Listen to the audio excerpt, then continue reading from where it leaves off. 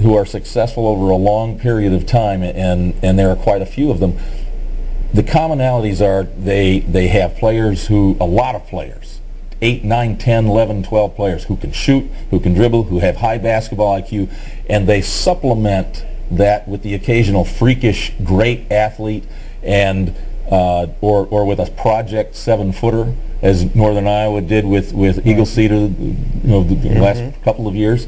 And that's how you build a mid-major that has staying power. And the key in the mid-major thing is to compete for your conference championships. If you are competing for your conference championship on a year-in, year-out basis, you are going to be, as long as you're playing a reasonably good non-conference schedule, you will be in the bubble picture even if you do not win your conference championship. And that's what you aim for, and then you strike while the iron's hot. Okay, so the question now is, what will Bradley do next? And we're going to talk more about that with Lee Hall and Kirk Wessler when Newsmakers continues.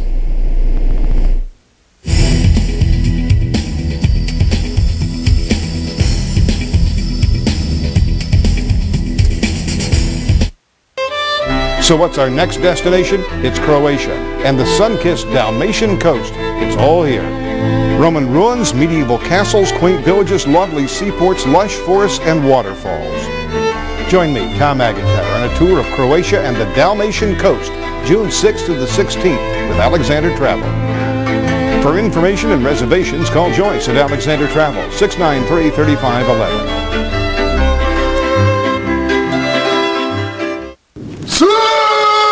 Everyone loves our classes. You'll love the results. Self-esteem, self-confidence, self-defense, self-discipline. The Academy of Okinawan Karate with classes for both children and adults. You can get in the best shape of your life while you learn a skill that may save your life. Call the Academy of Okinawan Karate, 692-2499 today. Mention you saw us on TV. Get your uniform free when you enroll. Don't you and your family deserve the personal attention of 5-time world champion Joseph Walker?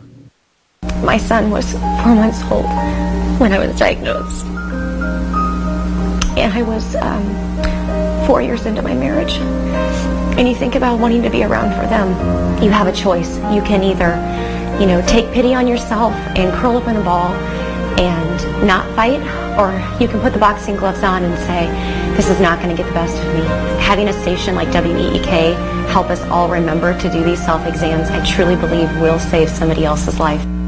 If you're a business leader today, you know the Central Illinois economy is moving forward once again.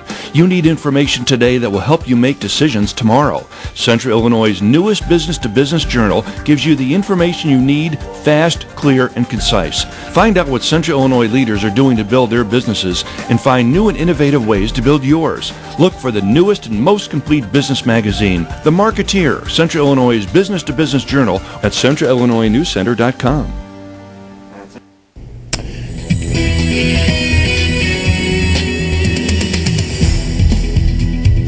Welcome back to Newsmakers, talking basketball with Lee Hall and Kirk Wessler. I think this is different, but maybe not. But Bradley, after the dismissal of Jim Les, said it was basically going with a headhunting firm to look for a head coach. Is that normally the way it works? Not at Bradley. Bradley's culture is rooted in a search committee situation, right, for almost every job. Now that is slowly changing. President Glasser has begun doing things a different way. She hired the Michael Cross, the athletics director, 15 months ago with the help of this search firm. This search firm, Parker, does a lot of this kind of thing. They have been involved with a lot of high-profile head football and head basketball coaching searches over the last few years, and this is becoming the way that many schools have decided to go. Why do you do it that way? One is they like to keep the confidentiality. Fewer people that know what's going on, they figure the better. Two is it helps you identify candidates that you might not otherwise have been able to identify as a perfect fit for you. You might not have looked at somebody that just sent a resume from 1,000 miles away, and had a couple of phone calls from them. This search firm helps vet them out. They know people who know that person and their history and their background, and can say, no, that guy won't fit what you're looking for because they've interviewed and asked for a profile, or they say, look at this guy because you might overlook him, but you shouldn't overlook him. Now, if I can just interject, in talking to Dr. Cross this week, I asked him, I said, do you have a list of people you're going to like? He said, sure. and the search firm is maybe not to identify an entire. I mean, he's got the guys that he is thinking about, and this will maybe be some additional candidates as well. He also talked about how it would help them kind of vet and find out even about the people that he's looking at that he has in mind already. It ensures that another Jim Les will not be hired. Well, it's interesting when you look back at the history of Bradley basketball. All the coaches, it's almost, well, not Dick Versace, but when you look back at the ones that have the ties, somebody has a tie. Jim Les had a tie. Jim Molinari had a tie to Bob Michael's son. So, I mean, there was a tie to Peoria. Dick Versace didn't, but Coach Stoll played at Bradley.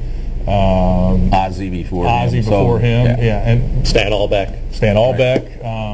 So it goes back a long way with ties, and I think that this person will not have direct ties to Bradley. But remind everybody how it went down when Jim Les was hired, as far as process and who the main candidates turned out to be.